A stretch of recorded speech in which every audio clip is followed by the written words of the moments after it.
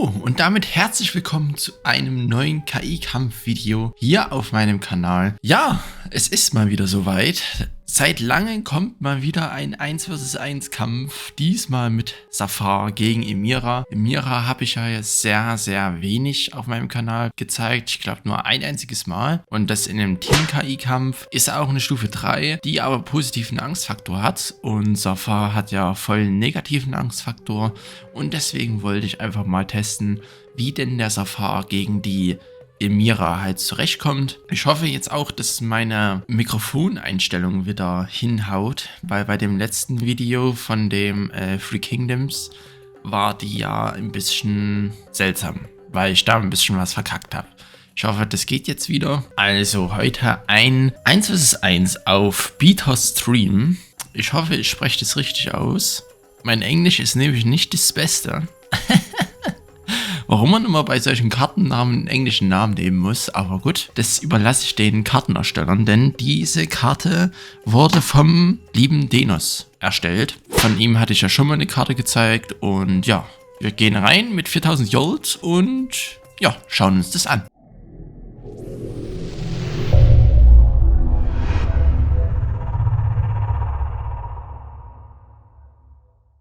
So, also hier die Karte 1 vs 1. Ja, finde ich hübsch, ne?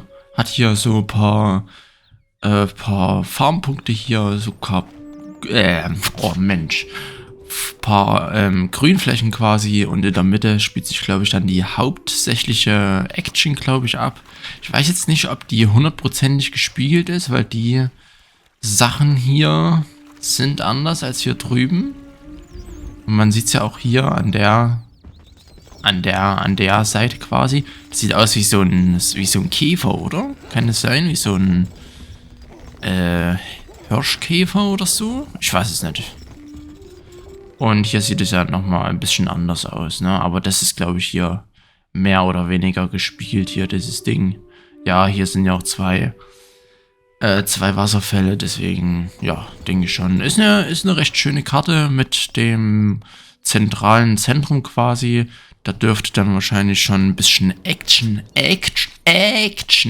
abgehen mit den Sorties. Was ich so ein bisschen, ja, ist natürlich seine zweite Karte, ne? Aber was ich so ein bisschen ich will nicht sagen bemängeln, aber was mir halt so auffällt, ist hier, dass die Farmplätze schon sehr akkurat angeordnet sind. Aber, ne, es soll jetzt nicht böse sein.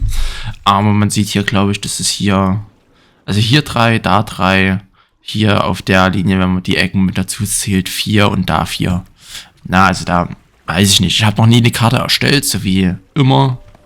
Und, na, deswegen will ich da jetzt auch nicht zu viel sagen, aber ja, nur mal so als kleinen ja, Denkanstoß, würde ich jetzt einfach mal sagen.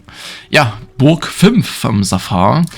Ich bin wieder sehr gespannt über eure Meinung, hatte ich ja auch schon in den Community-Reiter reingeschrieben. Es ist jetzt kein Labyrinth, obwohl es jetzt, wo ich drüber gucke, so ein bisschen danach ausschaut, aber es ist kein Labyrinth, es soll auch keins sein. Und ja, ich habe mir mal wieder was komplett Neues einfallen lassen. Bei den Zafarburgen bin ich ja ein bisschen mit auf die Experimentierschiene draufgefahren quasi, damit ich mir da einfach so ein paar Sachen anschaue und teste und na, so einfach ein bisschen drumherum experimentiere. Er hat auf jeden Fall sich beim Nordian abgeguckt. Nordian ist auch eine KI von mir, die ich schon gebaut habe oder erstellt habe. Und er setzt hier auf einen komplett zweiten äußeren Ring, der komplett aus Wassergraben besteht. Ne? Er ist natürlich nicht so eine Glaskanone wie Nordian, ne, ist klar. Weil keiner ist so eine glasig wie der, aber ist natürlich hier der erste Ring, wenn an einer Stelle durchgebuddelt wird, dann sehr schnell der Durchbruch quasi gegeben. Ja? Und ich habe halt hier so versucht, ja, guckt, der, der, der Burggraben ist nicht mal komplett geschlossen. Und ja, lol. Safar greift eher an als Emira? Okay, gut. Ja, und deswegen will ich halt einfach so mal ein paar Sachen ausprobieren. Was habe ich mir dabei gedacht? Ich habe so den äußeren Ring quasi, wo die Türme hier noch sind, habe ich so versucht, so ein bisschen zerklüftet zu bauen quasi. Dass halt nicht eine komplett geschlossene Mauer draußen rumgeht, sondern halt so verschiedene Abschnitte quasi, ne? Das ist halt hier so, hier fehlt außerdem noch eine Treppe. Ist auch cool, dass er die nicht gebaut hat. Aber okay. Oder dass hier der Turm mit dem Torhaus hier verbunden ist. Oder dass hier dieser Turm und der Turm verbunden ist mit einer Treppe und so weiter. Ist, denke ich, ganz cool. Hat auch hier jetzt seinen ursprünglichen Feuerwerferturm, sage ich jetzt einfach mal, aufgebaut. Und ja, so ist es halt, denke ich, ganz gut. Pause. Fortsetzen. Ja, gehen wir hier einfach mal ein bisschen hoch mit der Geschwindigkeit. Ich hoffe, dass hier der Gute noch ein paar Verteidiger aufbaut. Ja, jetzt kommen sie langsam. Nach und nach kommen sie. Dauert ja ein Stück. Ist ja nicht seine Höchstpriorisierung, die Verteidiger auszuheben, sondern mehr auf, eigentlich mehr auf Raids und mehr auf Angriff zu setzen.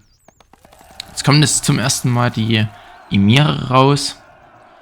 Aber der Angriff sollte jetzt noch nicht so viel machen. Truppen kommen zwar schon ganz gut durch, aber ja. Das sind einfach zu wenige. Und man sieht, denke ich, schon hier negativer Angstfaktor gegen positiver Angstfaktor Pikiniere. Geiles Wort auf jeden Fall. Da ist es natürlich dann schon ein bisschen sehr extrem der Unterschied, aber naja gut, so ist es halt bei dem Safar. Na? Ich habe auch so ein bisschen versucht, den Burggraben nicht komplett rund zu machen, sondern hier mit solchen Ausläufern quasi noch ein bisschen aufzubrechen. Oh, ganzen Slinger werden hier weggeschlitzt von den Sortis von der Emira. Ja, gut, die machen nicht ganz so viel, da braucht es einfach noch mehr. Und der Safar verwässert ja auch seine Angriffstruppen mit den Sklaven, die er als Bütteleinheit ausbildet. Und ja, hier ist auf jeden Fall so ein kleiner Bewusst. Dann hier ist nochmal so ein kleines Ding. Also auf allen 4 Seiten quasi. Hier ist ein etwas längerer Bewusst. Nenne ich es jetzt einfach mal. Und ja, der Innenring ist halt einfach nur 4 Torhäuser, 1 Tower 5 mit Mange. Und ja, genau, dieser eine Turm halt. Mehr hat der halt nicht, ne? Genau. Was mich aber gerade so ein bisschen wundert, ist, warum der hier kaum Verteidiger hat. Es sind echt wenige Verteidiger. Vor allem hier fehlt ja ein Feuerwerfer. Hier steht normalerweise auch ein Feuerwerfer. Aber vor allem der hier. Also, naja, gut. So, und noch eine Besonderheit bei der Burg 5. Ne, Burg 6 ist ja schon, sorry. Burg 6. Er hat 4 große Türme mit Mangen drauf. Ne? Was natürlich auch gar nicht mal so schwach ist, weil die Mangen matschen natürlich schon ordentlich rein, obwohl die Mange hier natürlich mit am wenigsten macht, aber die 3 frontalen Mangen da sind natürlich schon ein etwas größeres Übel, würde ich jetzt einfach mal sagen. Und deswegen, ja, schauen wir einfach mal, wie euch die Burg hier gefällt. Natürlich wieder hier die Häuser, hauptsächlich außen hingebaut. Die Burg ist hier auch relativ feueranfällig, deswegen hat er hier ein paar mehr Brunnen in der AIV drinne. Er hat auch ein paar AIV Holzfäller, also hier steht eine und da steht eine. Und hier steht auch nochmal eine Holzfällerhütte. Dadurch er ja am Anfang sehr, sehr holzhungrig ist, um seine ganze Wirtschaft halt aufzubauen, habe ich ihnen da in dieser Burg zumindest ein paar AIV Holzfäller gegeben. Ja, ansonsten weiß ich nicht. Also man merkt, denke ich, schon den qualitativen Unterschied zwischen negativen Angstfaktor und positiven Angstfaktor. Weil sie hat ja hier +3. Ja, ist +3. Und er hat ja hier -3 bzw. -4. Das ist, glaube ich, maximal. Und, jo. Also diese Positionierung von den scheiß Feuerwerfern, ne? Das regt mich so ein bisschen auf. Also, nee. Nee, einfach nee. Naja, gut. Schauen wir einfach mal weiter hier. Hier in der Mitte geht, wie ich schon vermutet hat, hier die ganze Zeit die Post ab und der Safar verheizt ja ein paar Sorties. Oder sind es sogar Raids? Nee, keine Raids. Oder es könnten Sorties und Raids sein, aber der verheizt hier die Slinger einfach. Das ist krank, ist das. Das ist richtig krank. So, Emira kommt schon ganz gut durch hier. Weil jetzt hier ist offen. Aber ja, natürlich hat er auch innen drinne noch Feuer. Was auch sonst. Oh, jetzt ist hier offen. Ja, er verheizt die ganze Zeit seine Sorties und dadurch kann er halt keine Angriffstruppen ausbilden, so wirklich. Obwohl er sich, glaube ich, gerade... Hä? Lief sein Angriff die ganze Zeit noch? Könnte natürlich auch sein. Naja, gut, wir schauen mal rein. Ich hoffe nicht, dass er sich aufgehängt. Oder aufgehangen hat. Aber nee, jetzt rekrutiert er wieder durch.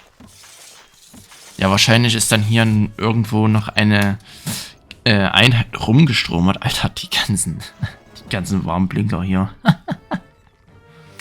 Das ist natürlich auch eine Sache für sich. Aber, Alter, die haben beide schon wieder fast gleich viele Truppen. Und ja, es ist auf jeden Fall eine Sache für sich, denke ich. Die Karte ist, denke ich, auch für einen Safar nicht gerade die beste Karte. Er hat halt hier gerade mal einen einzigen halbwegs sicheren Steinspot, denke ich, auf der Karte. Weil alle anderen stehen ja hier vorne. Und die werden ja hier die ganze Zeit abgeschossen. Also ja, denke ich, maximal einen. Und eine Eisenmine. Seine er verdient jetzt nicht das meiste Geld mit dem Verkauf von Stein und Eisen, weil er ja auch hier Brotproduktion und Schenken und so weiter. Deswegen kann er ja auch hier den Steuersatz relativ hoch setzen, bis auf maximal -12, glaube ich sogar. Wenn ich mich jetzt nicht ganz irre. Oder -8 nur. Ich weiß es gerade gar nicht. Aber ja, das ist natürlich schon etwas kein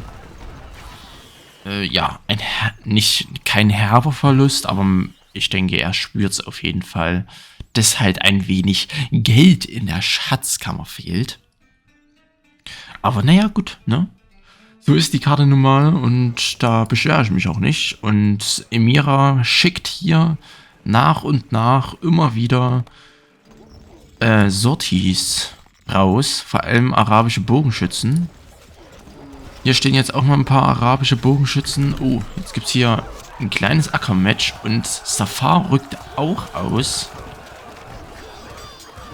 Es könnte jetzt für ihn gefährlich werden, weil wenn die Emira hier durchkommt... Gut, sie verliert auch relativ viele Angriffstruppen hier in dem Gemetzel, aber natürlich setzt sie sich durch. Man kennt's vom König Ludwig und Wolf, wer das Video gesehen hat, ne? der weiß, negativer Angstfaktor ist schon scheiße.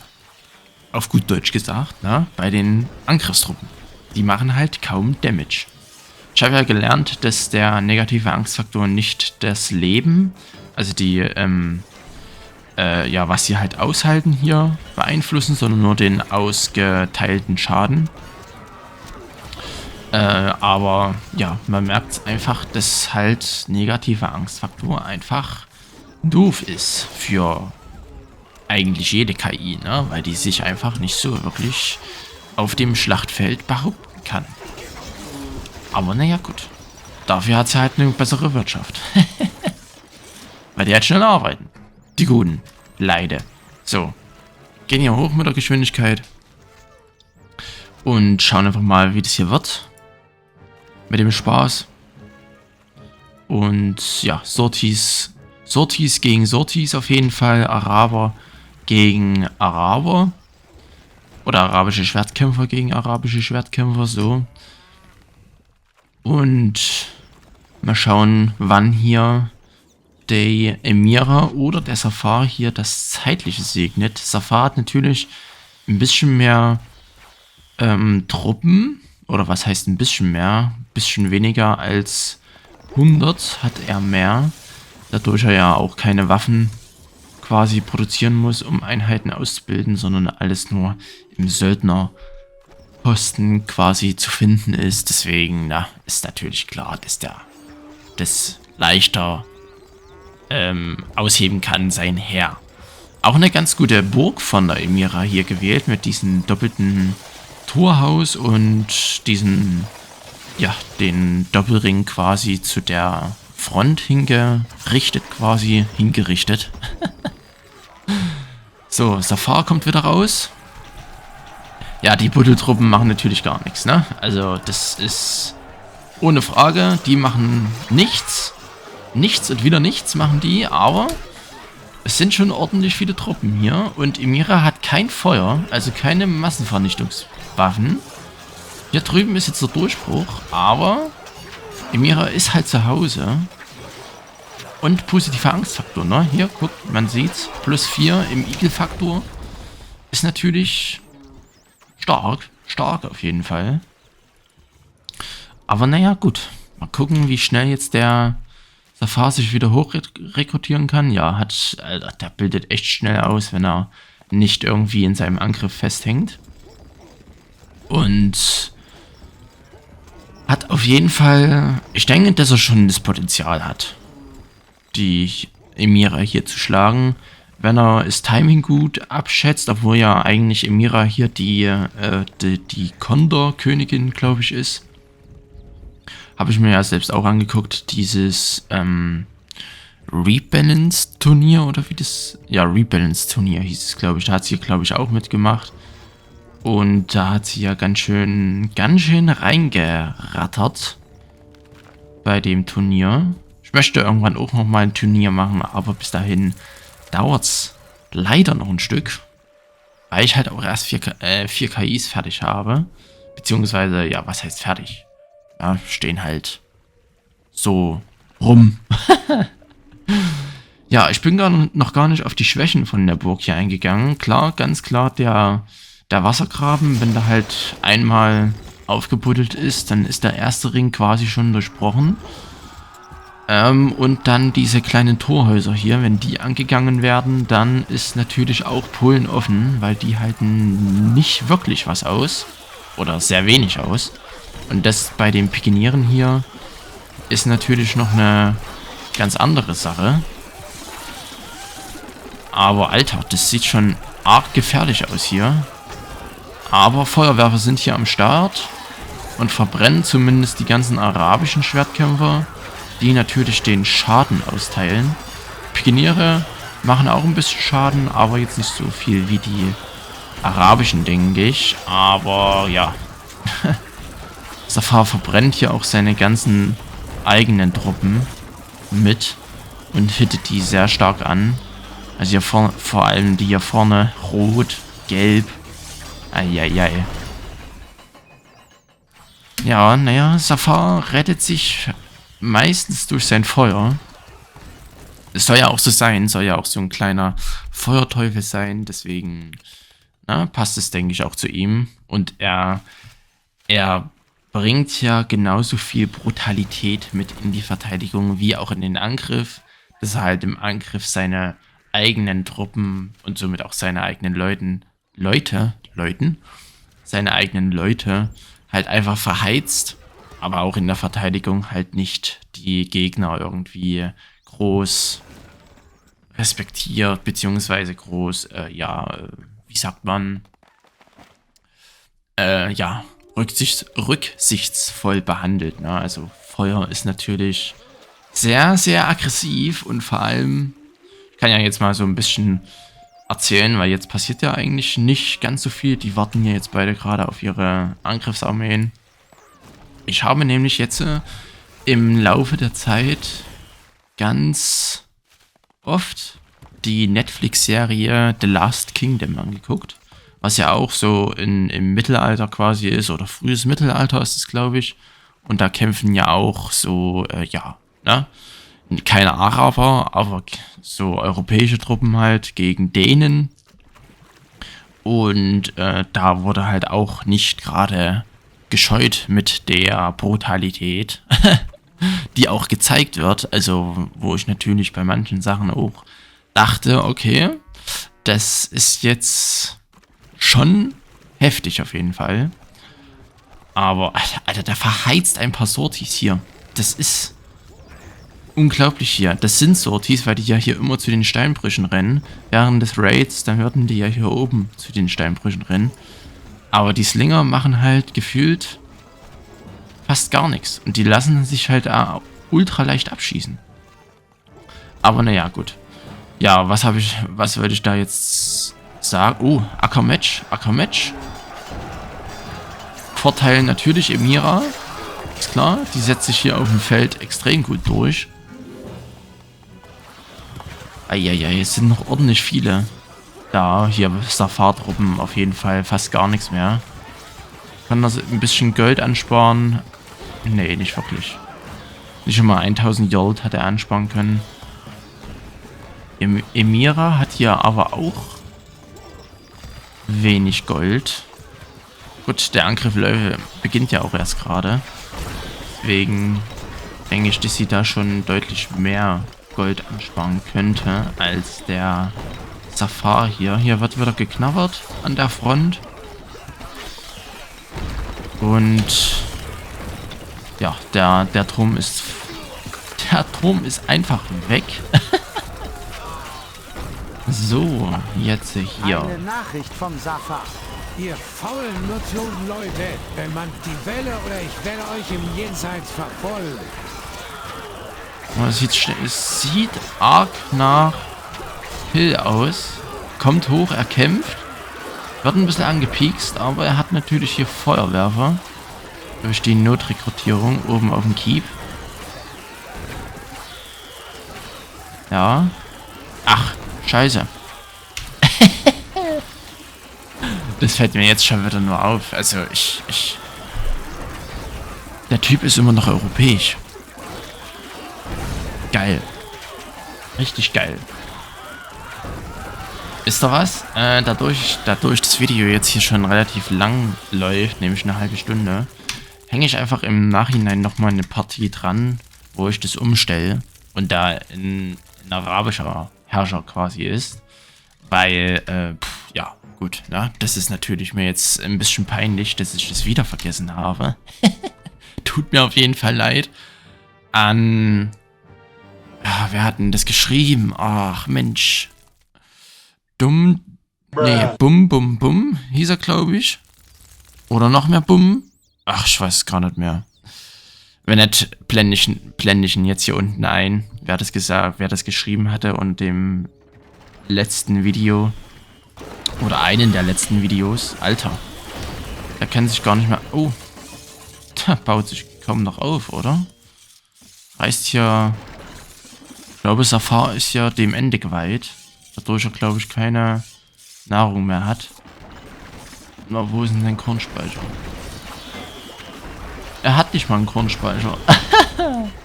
Er kann kein... Ach nee, oh Mann. Kann keinen Kornspeicher mehr bauen, weil er kein Holz hat.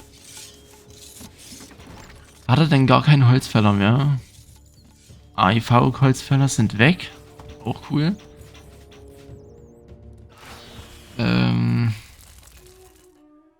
Nee, der ist nicht besetzt. Ja gut, ne? Das ist natürlich jetzt doof. Och nee.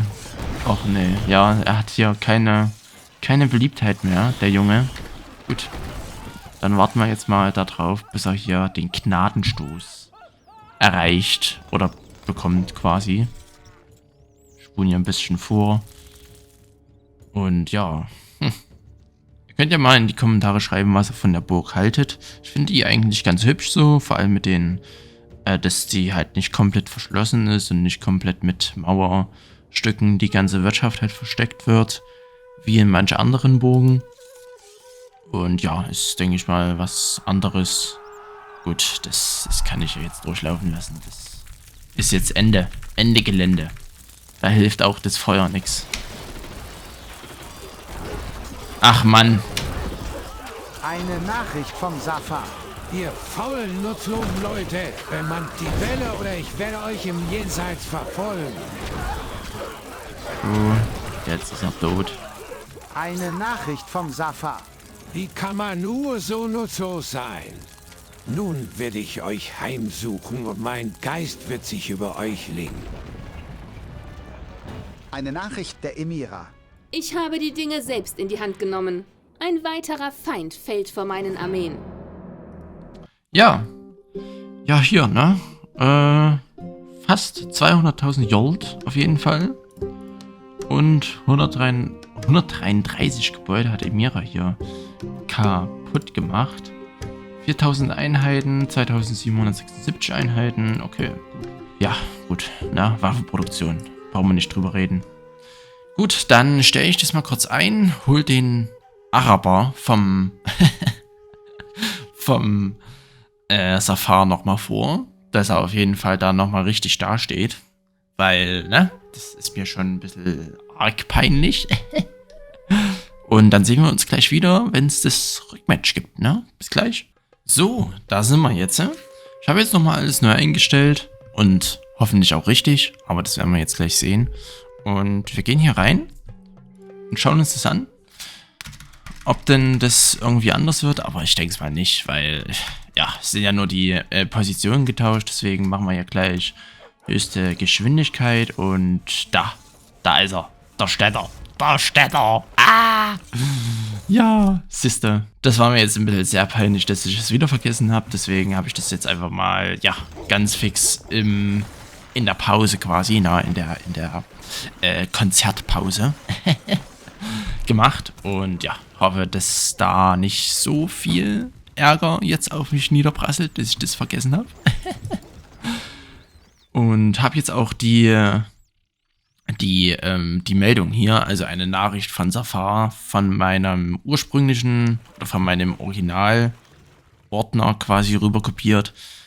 In dem ersten Teil oder in dem ersten Kampf quasi war es dann noch die selbst gemoddete mit dem Game TTS Tool da. Und jetzt ist es ja das, was ich auch in meinem richtigen Ordner quasi habe. Ich habe ja 2 Versionen, wie ich es schon mal gesagt hatte, ne? Und das ist ja jetzt quasi die Crusader Pilaf Version, weil da die KIs vom Crusader Pilaf mit drauf sind. Und die sollen ja nicht in meinem richtigen Paket mit dabei sein, weil sonst hat man die ja doppelt. Na, das wäre ja Quatsch. Und ja, genau. Lol. Okay. Ja, man sieht hier, denke ich, die Verteidigung hier drumrum ist natürlich auch Feuer. Ist klar, wenn da jemand durchbricht, dann sollte es natürlich auch feurig empfangen werden, der Typ. Und ja, genau.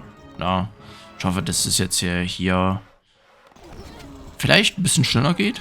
Obwohl, ich meine, an sich hätte ich jetzt nichts dagegen, wenn es nochmal genauso lang da dauert. Dann habt ihr wenigstens ein bisschen mehr zu schauen. Ich lasse es jetzt auch auf der höchsten Geschwindigkeit hier weil wir den Anfang ja schon gesehen haben in dem ersten Teil.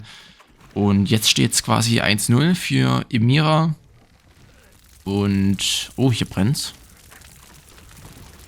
Die Balliste hier, die Störballiste, hat hier, glaube ich, den Ochsenjoch angezündet. Und dadurch hat es die Steinbrüche hier angezündet. Und der Safar-Steinbruch hat, glaube ich, auch minimal gebrannt. Nee.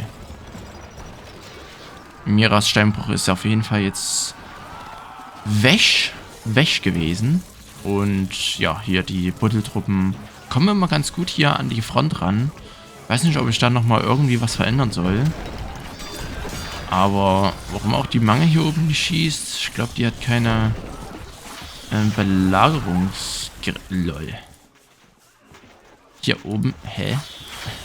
Hä? Hier oben ist eine, hier, wie heißt denn das? Feuerin, oder?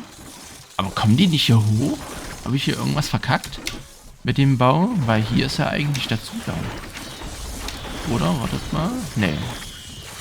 Die Treppe ist bis unten hin. Und eigentlich können die ja auch hier über die Mauer gehen, oder?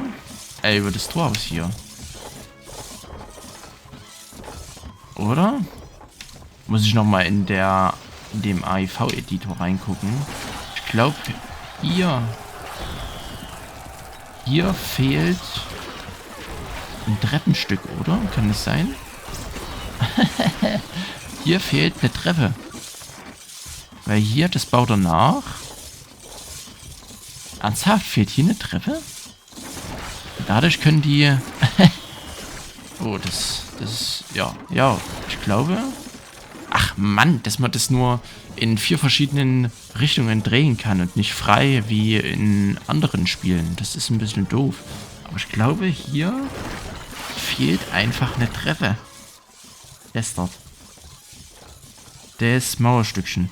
Deswegen kann man auch hier oben keine Baumeister hoch. Und die Bräuerin ist natürlich, ja, nicht sehr... Und warum gehen die hier nicht los? Ach, weil die die stehen in dem Burggraben, oder? Ja, die stehen hier in dem Burggraben drin, okay. Aber müssen die dann nicht irgendwann despawnen, wenn die so lange rumstehen? Ja, ich weiß es auch nicht. Naja, gut. Vielleicht werde ich dann mal so ein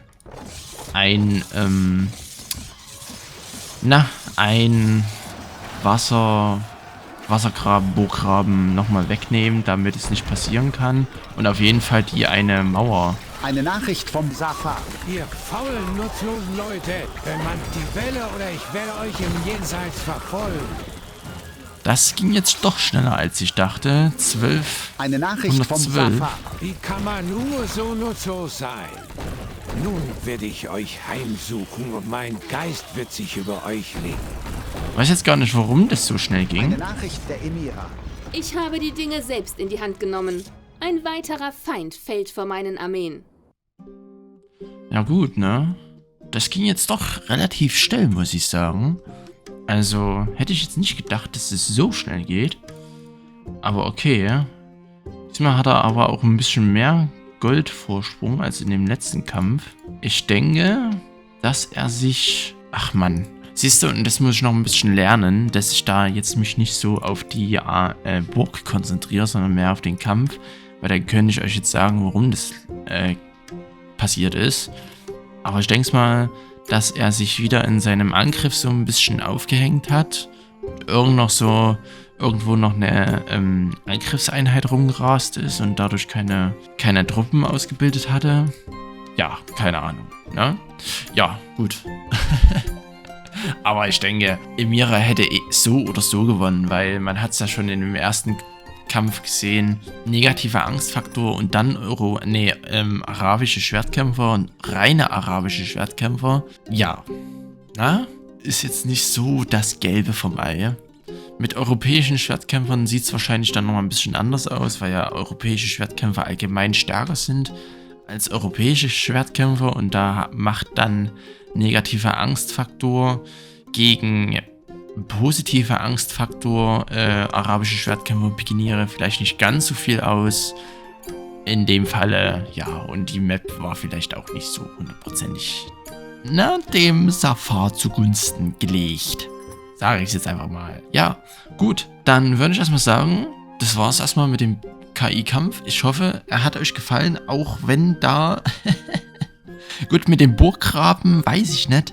Es gibt nämlich auch noch andere Gebäude, die direkt am Burggraben stehen. Und da sind ja die Arbeiter nicht in dem Burggraben gespawnt. Muss ich mal überlegen, ob ich das wegmache oder ob es halt einfach Zufall gewesen ist. Und natürlich muss ich da die eine Treppe noch hinbauen. Na, also, ja. Sorry auch, dass ich das am Anfang so ein bisschen verpeilt habe, dass es noch der europäische Lord ist und nicht der arabische, genauso. Und ja, aber gut. Naja, gut. Dann würde ich erstmal sagen, vielen Dank fürs Zuschauen. Lasst sehr gerne eine Bewertung da. Schaut euch auch gerne die anderen Videos an, die ich schon zu dem geilen Babu-Spiel hier gemacht habe. Ist auch ein bisschen jetzt wieder spät geworden mit dem Hochladen und mit dem Online-Kommen. Aber ja, gut, ne? Ihr wisst ja, was bei mir so das Problem ist. Und ja, vielen Dank fürs Zuschauen. Lasst es euch gut gehen. Haltet die Ohren steif.